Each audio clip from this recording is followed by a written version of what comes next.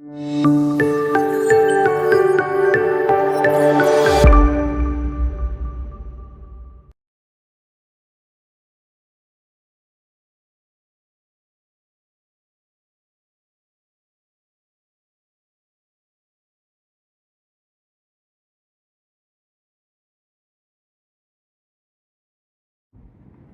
ladies and gentlemen, and Modest here, again on another how-to video.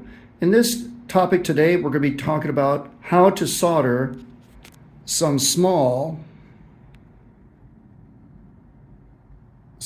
diameter wires. This is about 25, 28 gauge. They're extremely tiny, they're extremely thin, and even though there are many videos on how to solder, this is a video that we're going to show you on how to solder small stuff, small wires. So what do you need for your soldering? Well, to start off, I would recommend, unless of course you have an internal vent, an internal fan, to do this outside. You don't want to catch any of that toxic smoke that's coming out from that soldering. Regardless of what some of these older veterans of soldering might say, do it outside, save yourself some health problems. But to start off, you do need your soldering iron, your solder. This solder here comes with its own flux, so I do not need to purchase that. And a sponge to wipe down the excess solder from the soldering iron. You also might want to get yourself a third hand. This third hand is used for holding the wires together, so that way you don't have to hold them physically with your own hands, and it prevents you from getting your hands too hot. You don't want to solder your fingers together. On this third hand, it comes with the two alligator clips that you see on the sides here for holding your wires, and a magnifying lens, which can be beneficial, but you really might not need to get one. It's all totally up to you, but you want to make sure that you have it on a nice stable flat top. And of course, you're going to need your wire connections. We're going to just do a test run. I have a couple of these wires that I have here, and lighter, as well as some heat shrink tube. The heat shrink tube is for you to finalize your connection, and I'll tell you more about that once we're finished getting this two wires soldered together. So first thing we'll do, we're going to go ahead and connect these wires together. Just basically, we're going to just go ahead and do a little X type of twist. Oh, but before we do that, just remember to get that heat shrink tube, install that in. Now, right now, it's not a major issue because obviously I don't have it connected to anything here, but always get that heat shrink tube installed in first before you start twisting, because there's been times where I've started doing my electrical work and I'll forget that darn thing. I would have to cut it and start all over again, which is time consuming, and it's kind of a pain in the butt sometimes. So once we get that twisted around, come here, buddy. We're going to keep that heat shrink tube away from where we need it.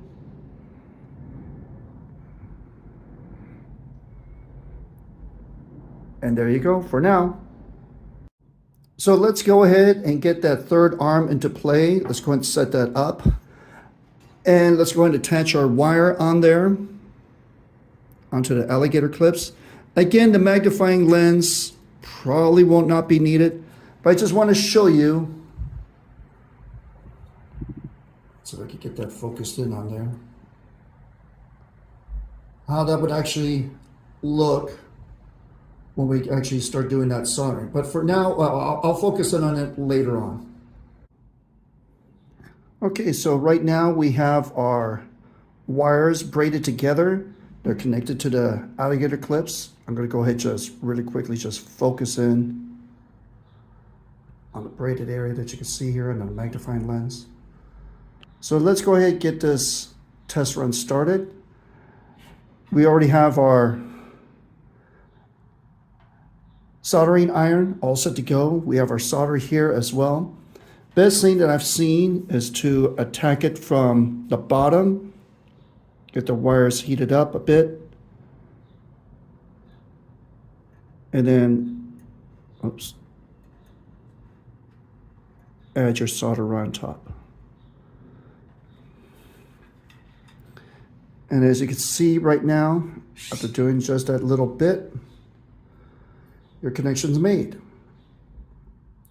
And then once you have your connection, next thing you do is that you'll slip down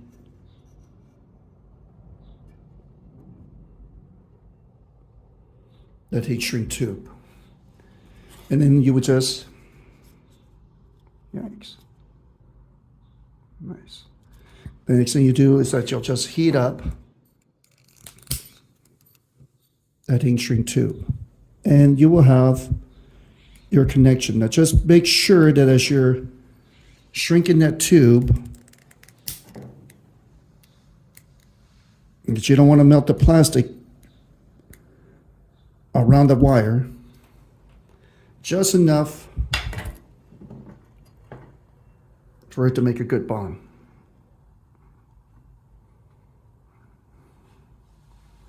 And there you go. Very well secured. As I'm pulling it, giving it a very good yanking, seems to hold up pretty well. So that's our test. We're now going to go ahead and move into the next part of actually soldering several lights together for this project that I'm doing.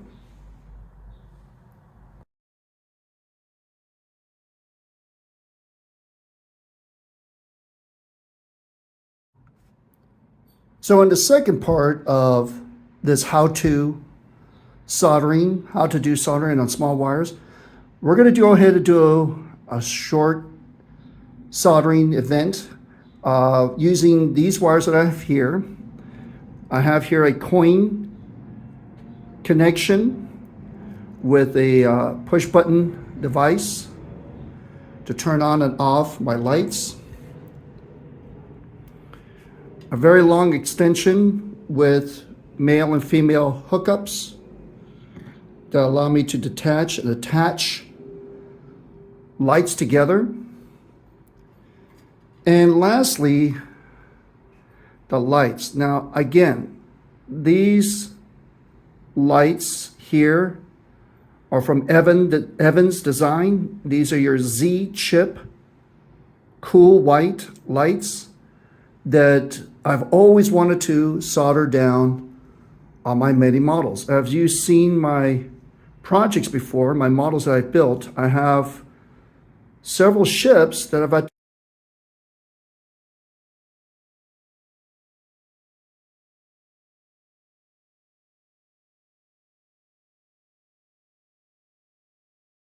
attached lights on, but I've never soldered the wires together because I was just fearful of what could or might happen if I solder them.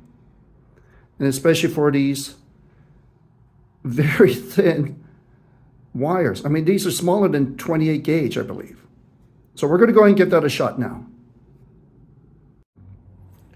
All right, so here we go. First thing we do, we get that third hand, get that all set away. Make sure that you attach. Again, don't forget your heat shrink tubes.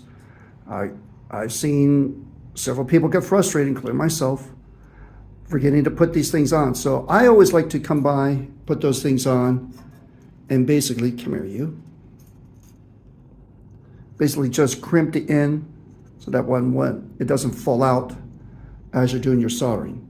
So we're going to do this just one wire at a time. No reason for us to do a complicated thing like this. So let's see how it goes.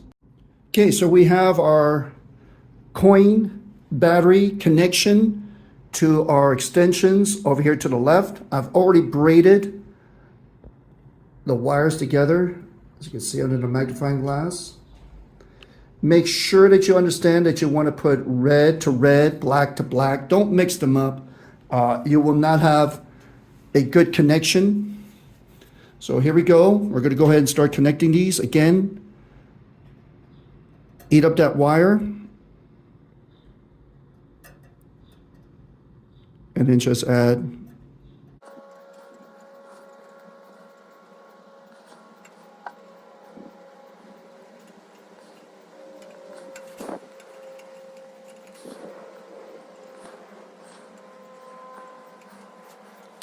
Right. Zoom in for you. And there's your connection. Your first one. I'm going to test it out. Seems pretty firm. All right. And then we'll just move on to the next wire. Okay, so black wire next.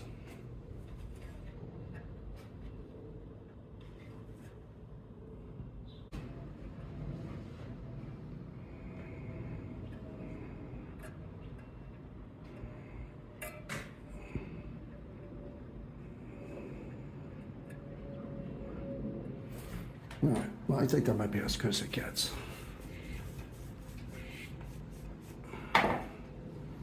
Okay. So there's your black connection. Then the next thing we'll do, we're going to go ahead and slip over that heat shrink. Get that heat shrink tube. Line up in close proximity.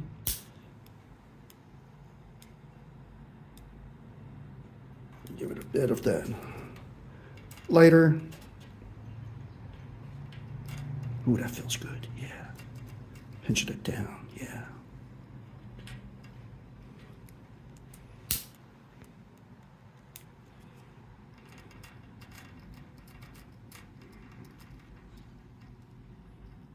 Okay, there's the black one. Over. Trying to get that heat shrink tube centered.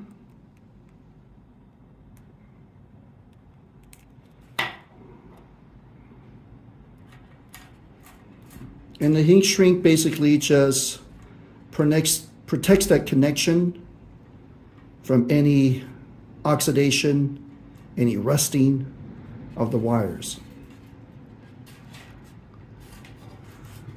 And there you go.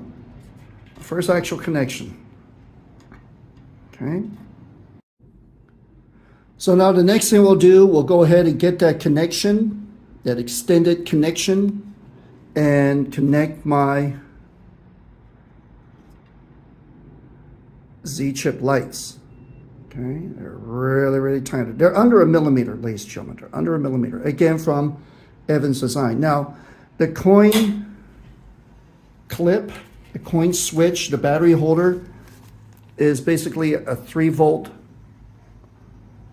one of those round looking guys. I don't remember which one it was. But again, Evans Designs. They're a great product. I've had very little difficulty dealing with them. They do have customer service. They do answer really quickly, and they're very helpful. There are many times where when I was first using their products, I'll show you the battery here. I'm not sure if you can see that. CR2032 lithium cell, where they've helped me many a times in deciding on how I'm supposed to do my project, what they offer, how they can help me. And even more so, they'll come by and connect these wires for you.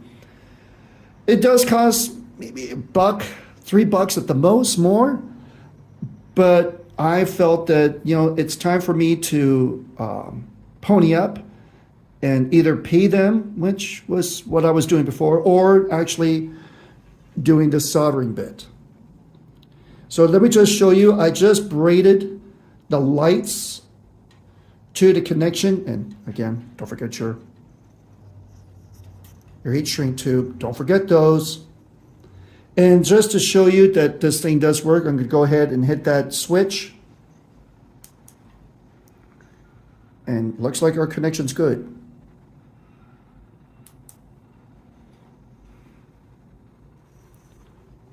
So let's go ahead and solder these lines together. So here we go again, getting these wires braided, heating the wire up. This does take some time.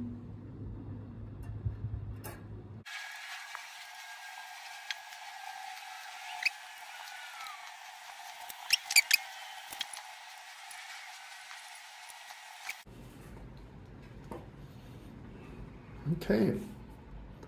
Now, just one thing I do want to mention, that once you do your application of solder, get a sponge. That's all you really need. You do not need the steel wool. An old sponge will work just as fine to get rid of the solder from your tip. Just make sure you don't touch the end.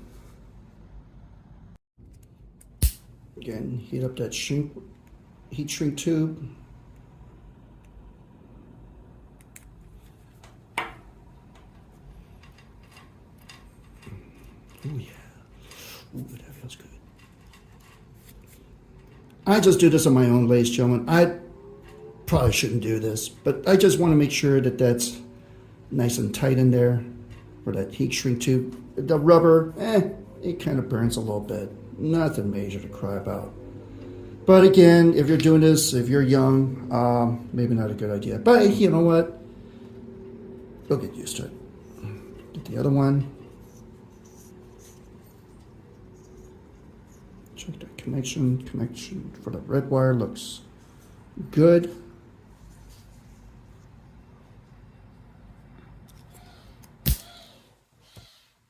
Birds flying around in the neighborhood.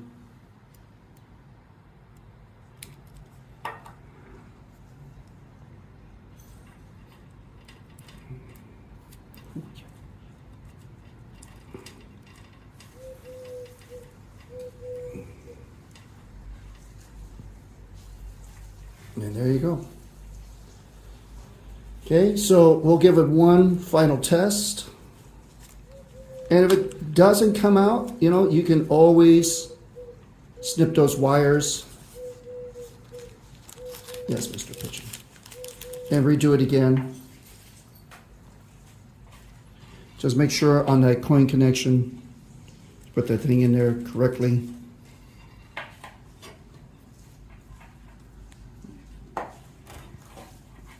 Get the lights, get the switch, and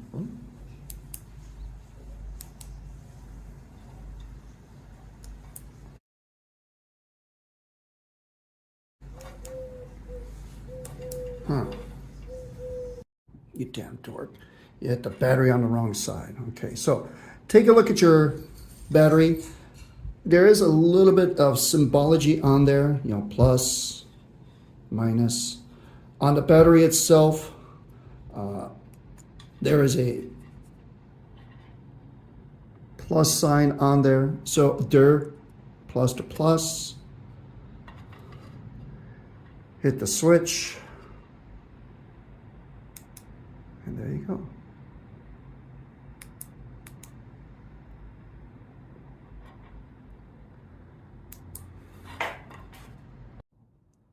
So again, this is M minus.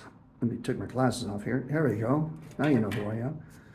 M minus, finishing up on part 2 of the soldering. Not as fearful as I thought it would be. It is actually pretty easy. Just need to make sure you have all your equipment. Again, do it outside. Make sure you have a vent if you don't do it outside. Having all your equipment squared away. Get that third hand. Third hand is very helpful.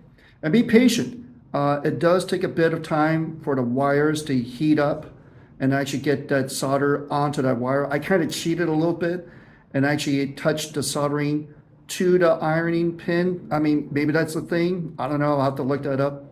But it was successful. The lights were working. You're probably saying, how are you going to put those lights in?